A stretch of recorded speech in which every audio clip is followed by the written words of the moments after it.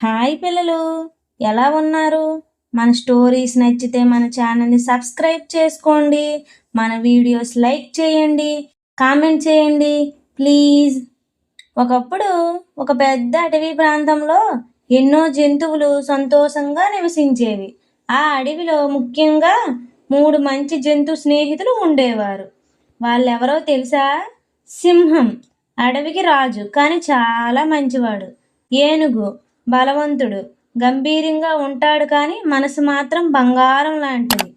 కోతి అల్లరి పనుల్లో దిట్ట, ఎప్పుడూ జోకులు చెప్పి అందరినీ నవ్వించేది. ఒకరోజు అడవిలో వర్షం చాలా కురిసింది. చిన్న జంతువులందరూ ఆశ్రయం కోసం అల్లాడుతుండగా కోతి పెద్ద చెట్టు మీదకి ఎగిరి వర్షం నుండి తప్పించుకుంది. అప్పుడే కింద బురదలో జారిపోతున్న ఒక చిన్న జింక పిల్లను ఏనుగు తన తొండంపైకి లాగి కాపాడింది. అదే సమయంలో ఆ ప్రదేశం మీదుగా సింహం వచ్చింది. సింహం ఆ దృశ్యం చూసి, అయ్యో ఏనుగు, నువ్వు నిజంగా గొప్పవాడివి. నువ్వు చాలా బలంగా ఉన్నావు, కానీ మనసు మాత్రం చాలా మృదువుగా ఉంది అని చెప్పింది సింహం. అక్కడి నుండి ఈ ముగ్గురు స్నేహం మొదలైంది.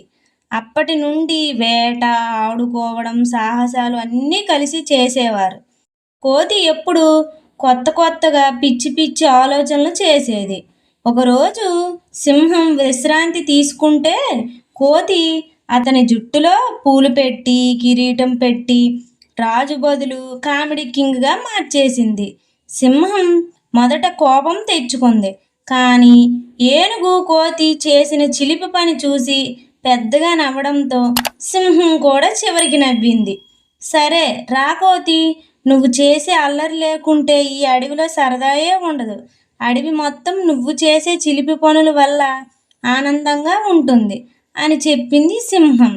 ఒకరోజు ఆ అడవిలో ఒక పెద్ద వేటగాళ్ళ బృందం వచ్చింది. వాళ్ళు జంతువులను పట్టుకోవడానికి వలలు, కత్తెలు తెచ్చుకున్నారు. చిన్న జంతువులన్నీ భయపడి పారిపోయాయి. ఆపదలో సింహం, ఏనుగు, కోతి ముగ్గురు సమావేశమయ్యాయి. మన అడవిని రక్షించేది మనమే, ఒక ప్లాన్ వేయాలి అని నిర్ణయించుకున్నారు.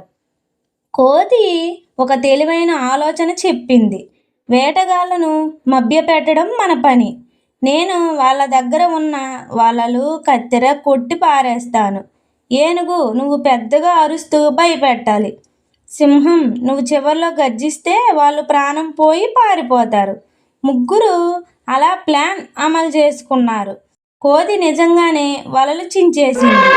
ఏనుగు గంభీరంగా కేకలు వేసి, చివరిగా సింహం తన ఘోరమైన గర్జన చేస్తే వేటగాళ్ళు భయంతో అడవిని వదిలి పారిపోయారు. అందరూ సంతోషంగా సింహం, ఏనుగు, కోతి ముగ్గురిని అభినందించారు. చిన్న జంతువులు వాళ్ళను హీరోలుగా చూశారు.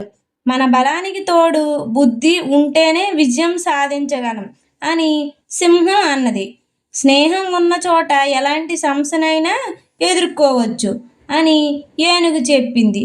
మరి నేనే లేకపోతే అల్లరి, సంతోషం ఉండదు కదా అని కోతి చెప్పింది. అందరూ చప్పట్లు కొడుతూ ఆనందంగా ఆడుకున్నారు. పిల్లలు, ఈ స్టోరీ నచ్చితే లైక్ చేయండి, మన ఛానల్ని సబ్స్క్రైబ్ చేసుకోండి, అలాగే బెల్ క్లిక్ చేయండి ప్లీజ్.